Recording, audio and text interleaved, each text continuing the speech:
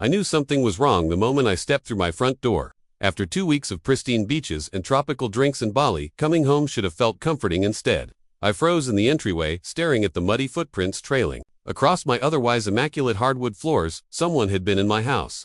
I dropped my suitcase and followed the dirty trail through the living room. Noticing my coffee table had been shifted about 6 in from its usual position, nothing seemed missing, but everything felt violated. That's when I spotted it, a yellow sticky note attached to my refrigerator door. Routine inspection, nothing to worry about. It was signed Karen Williams, HOA president, with a smiley face drawn next to her name. My blood ran cold. What routine inspection would justify someone entering my home? While I was away, I'd taken every precaution before leaving for vacation. Set timers for the lights to turn on and off at random intervals, stopped my mail delivery, even asked my neighbor Tom to keep an eye on the place. That's what responsible homeowners do in our community. Pinewood Estates was a gated neighborhood with manicured lawns and strict homeowners association rules. Rules I followed meticulously. The monthly fees were steep, but they supposedly guaranteed security and property value protection. Never in my wildest dreams did it. I imagined the HOA president would use her position to enter my home. Uninvited, I pulled out my phone and called Tom. Immediately, "Hey, did you notice anyone going into my house while I was gone?" I asked, trying to keep my voice steady. "No." He replied hesitantly, "But I did see Karen's car parked outside your place a few days ago. I assumed she was dropping off some neighborhood newsletter or something." My security system included cameras at both the front and back entrances. I quickly pulled up the app on my phone and scrolled through the recorded footage. There she was, Karen Williams, in her signature pastel pantsuit, approaching my front door at 2:17 p.m. Last Tuesday. She looked around furtively before pulling out what appeared to be a key, my key. She unlocked my door and disappeared inside for nearly 40 minutes. The footage showed her examining my living room, running her finger along shelves, checking for dust, rifling through a stack of unopened mail I'd left on the counter, and even opening my refrigerator. She seemed to be taking notes on a clipboard. When she finally left, she had that smug, self-satisfied smile she always wore at meetings when denying someone's request to paint their fence a non-regulation color. I was furious. I drove straight to Karen's house, which wasn't hard to find. It was the one with the perfectly trimmed hedges and a sign in the front yard that read, HOA President, as if it were an elected government position.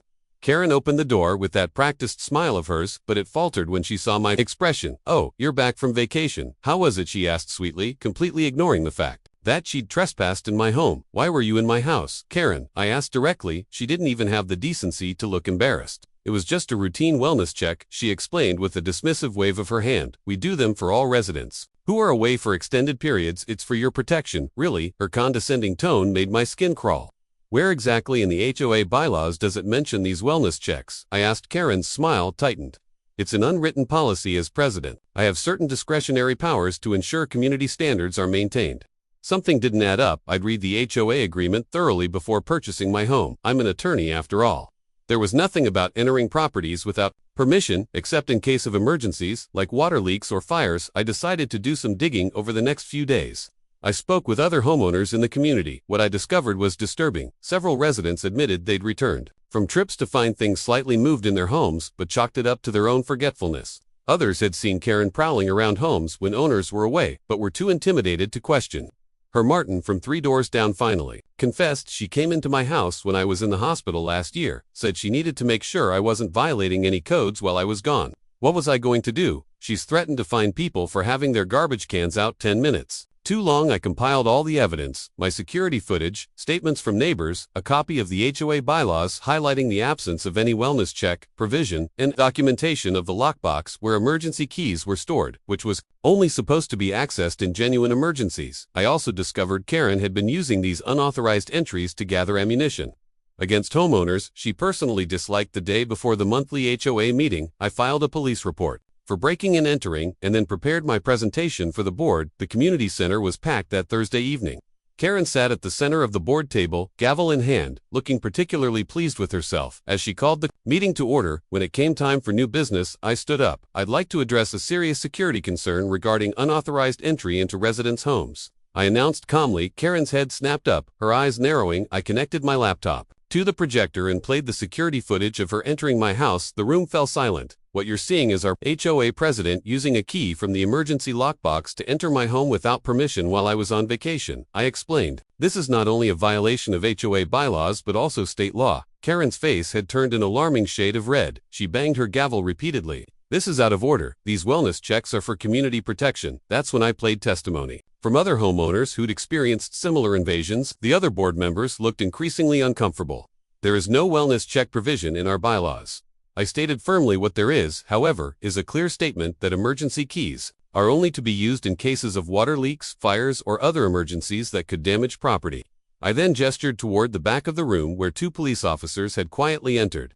Karen spotted them and stood up so quickly her chair toppled backward. "This is ridiculous," she sputtered. "I was protecting the integrity of our community. People leave windows open, they forget to turn off appliances. They could have forbidden items that violate our covenants." Her voice had reached a pitch that made several people with SE. "So you admit to entering homes without permission to look for violations?" I asked quietly. The room watched in stunned silence as Karen tried to justify her actions. "Someone has to maintain standards around here, do you know? What would happen if I didn't enforce the rules? Property values would plummet. We'd have people painting their houses purple and installing those tacky flamingo lawn ornaments." She was in full meltdown mode, now her carefully cultivated image of authority crumbling with every word. "And you," she pointed at me accusingly, "your garbage can was visible from the street last month, and I've seen your blinds don't match the approved color palette."